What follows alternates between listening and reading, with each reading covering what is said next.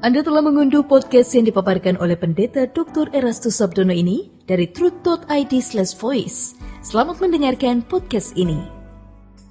Shalom saudaraku, salam sejahtera. Kebenaran hari ini berjudul Medan Peperangan. Firman Allah mengatakan ular ialah paling cerdik dari segala binatang di darat yang dijadikan oleh Tuhan. Kalau dikatakan lebih cerdik artinya setan memiliki kecerdasan yang harus diwaspadai dengan sangat serius. Kata cerdik dalam teks aslinya adalah arum. Arum yang memiliki beberapa pengertian antara lain licik, halus, crafty, subtle. Kata arum yang dikenakan pada oknum ini menunjukkan bahwa oknum ini tidak boleh dianggap remeh. Terkait dengan oknum ini Paulus menyatakan dalam suratnya, "Tetapi aku takut kalau pikiran kamu disesatkan dari kesetiaan kamu yang sejati kepada Kristus, sama seperti Hawa diperdaya oleh ular itu dengan kelicikannya." Nah, kata kelicikan dalam teks aslinya adalah panorgia, yang memiliki pengertian primer, pengertian utama sama dengan arum, crafty atau cunning atau specious or false wisdom, kebijaksanaan palsu. Specious or false wisdom. Jadi kalau manusia makan buah pengetahuan tentang yang baik dan jahat, berarti mengkonsumsi filosofi yang bukan berasal dari Allah. Dalam hal ini, buah pengetahuan yang baik dan jahat adalah buah figuratif, bukan buah secara harfiah untuk dikonsumsi secara fisik atau secara jasmani, saudaraku sekalian. Melainkan yang dikonsumsi oleh pikiran atau sebagai makanan jiwa. Kejatuhan manusia ke dalam dosa dimulai dari pikiran yang diisi oleh sesuatu yang salah. Hal ini sama dengan sebuah penyesatan. Penyesatan dimulai dari cara berpikir. Itulah sebabnya Paulus mengatakan, "Aku takut kalau pikiran kamu disesatkan." Dalam 2 Korintus 11 ayat 2 dan 3, pikiran kamu disesatkan. Dalam 2 Korintus pasal 10 ayat 5 tertulis, "Kami mematahkan setiap siasat orang dan merubuhkan setiap kubu yang dibangun oleh keangkuhan manusia untuk menentang pengenalan akan Allah. Kami menawan segala pikiran dan menaklukkannya kepada Kristus." Dari tulisan ini kita dapat menemukan bahwa medan pertempuran terjadi di dalam pikiran. Orang yang menang dalam pertempuran melawan kuasa gelap adalah orang yang menawan atau menaklukkan pikirannya kepada Kristus. Menaklukkan pikiran kepada Kristus artinya segala sesuatu yang dipikirkan tidak bertentangan dengan kebenaran Injil. Hal ini dapat terverifikasi atau dapat diverifikasi dengan apakah yang dipikirkan berguna untuk kepentingan pekerjaan Allah atau tidak. Dengan ini, saudaraku, segala sesuatu yang kita pikirkan harus selalu sesuai dengan kebenaran Injil, yang mana hal itu akan membuat kita makin serupa dengan Yesus. Tentu cara berpikir yang benar ini bertentangan dengan cara berpikir dan filosofi dunia.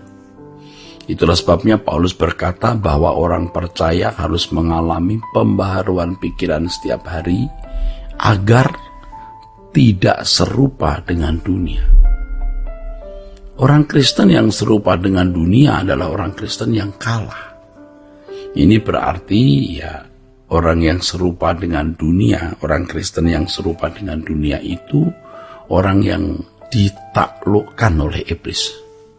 Dalam hal ini kita diperhadapkan kepada pilihan, satu dari dua pilihannya, yaitu memilih serupa dengan dunia ini atau memilih serupa dengan Yesus.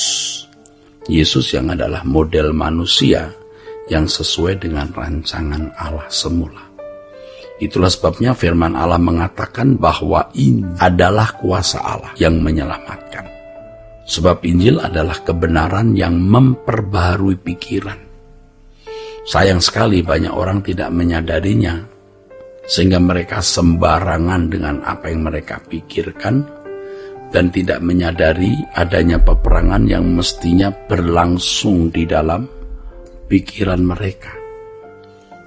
Saudaraku, sebenarnya ya, berbicara mengenai orang kerasukan iblis atau kerasukan setan bukan hanya ditandai dengan manifestasi secara fisik ya, seperti yang kita pernah lihat atau kadang-kadang atau sering lihat ya, seperti menjerit, mata melotot, menyerang orang lain secara fisik, menelanjangi diri dan lain sebagainya ya. Itu kerasukan iblis secara umum yang kelihatan. Dalam Injil Matius 16 ayat 21-23 dikemukakan mengenai sikap murid-murid ketika Yesus menyatakan diri akan mati. Petrus mewakili murid-murid yang lain mencoba mencegah Yesus yang mau pergi ke Yerusalem. Dia mencegah dengan mengatasnamakan Allah. Kiranya Allah menjauhkan hal itu, katanya. Sekali-kali itu tidak akan menimpa engkau.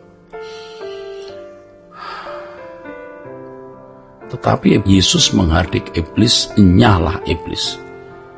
Jadi ketika seseorang tidak berpikir sesuai dengan apa yang dipikirkan Allah dan hal tersebut mengganggu rencana Allah, maka itu adalah pikiran iblis yang sama dengan kerasukan iblis atau kerasukan setan. Kita harus waspada, saudaraku, bahwa pikiran manusia dapat disesatkan oleh iblis.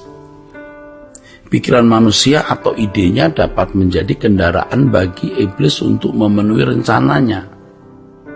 Nah, dalam hal ini kita dapat menemukan bahwa seorang pengajar atau pembicara di mimbar memiliki tanggung jawab dan pergumulan yang berat.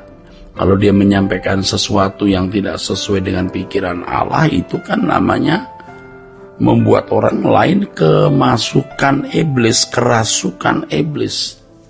Jadi mengimpartasi atau menularkan setan di dalam diri manusia lain atau jemaat, saudara, kalau apa yang diajarkan itu tidak sesuai dengan Injil. Pertumbuhan rohani dan kualitas iman jemaat tergantung oleh isi pengajaran pembicara dalam gereja. Itulah sebabnya Alkitab berkata bahwa seorang guru atau pengajar dihakimi dengan ukuran yang lebih berat. Pengusiran roh jahat yang merasuk dalam kehidupan seseorang yang ekspresinya secara lahiriah, ya bukan sesuatu yang sulit ya. Maksud saya kalau pengusiran roh jahat yang merasuk dalam diri seseorang ekspresinya secara lahiriah atau secara umum, ya seperti menjerit dan lain-lain, itu ya bukan sulit kalau mengadakan pengusiran itu. Tetapi kalau sudah merasuk di dalam pikiran dan selalu membangun cara berpikir serta gaya hidup, nah itu yang jauh lebih sulit diusir, saudara. Karenanya kita harus selalu mengoreksi pikiran kita dalam pimpinan Roh Kudus, ya, dalam doa-doa pribadi. Dalam hal ini kita dapat mengerti betapa pentingnya doa pribadi setiap hari secara teratur. Jadi saudaraku, Anda catat ya, saudara pikir dan catat baik-baik bahwa orang yang menang dalam pertempuran melawan kuasa gelap adalah orang yang menawan atau menaklukkan pikirannya kepada Kristus. Kiranya kebenaran ini memberkati saudara-saudara sekalian. Sola Gracia. Untuk berlangganan renungan harian dalam bentuk cetak, silakan hubungi Truth Literatur di nomor telepon 0878 7870 7000.